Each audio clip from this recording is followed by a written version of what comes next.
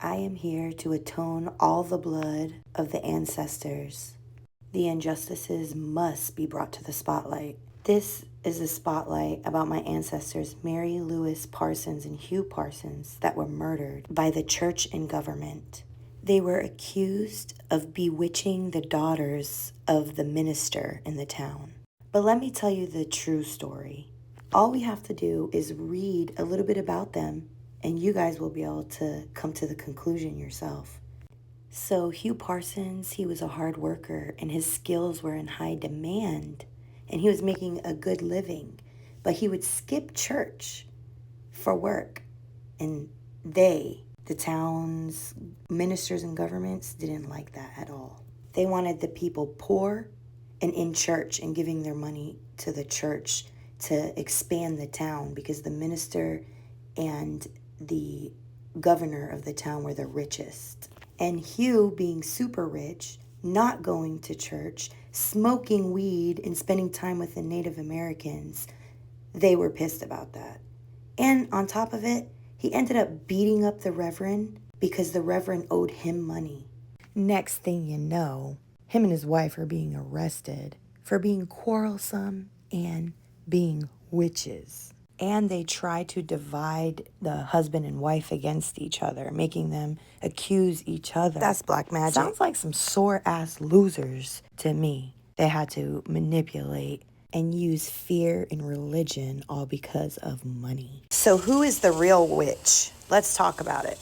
Mary Parsons, the wife of Hugh Parsons, which we just learned was like the town most loved and hated character. He was independent financially on his own, and he was an independent thinker. So he didn't need the church and the government, which was literally in this town ran by two people.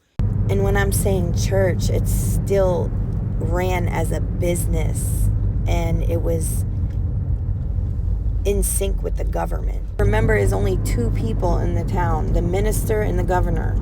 So he was considered a rebel, but they still believed in God. Mary Parsons, very intuitive, knew that there was evil there in the town. But who she believed was evil was the minister, the man who ran the town, who ultimately put her to death on charges of witchcraft, which she died in prison, and her charges ended up being dropped. Mary Parsons, she knew that Widow Marshfield was an old witch. She said that she loved to spread gossip and cause confusion. Mary Parsons knew this widow was a witch, and this widow was in charge of delivering all the babies in the town.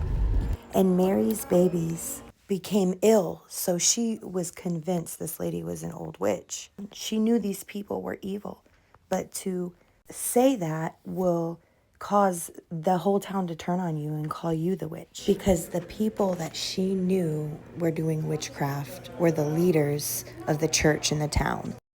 These elders of the Puritan church were the head givers, and they were worried about how Hugh Parsons and Mary were not religious enough. They said they never seen the Parsons come to church nor give.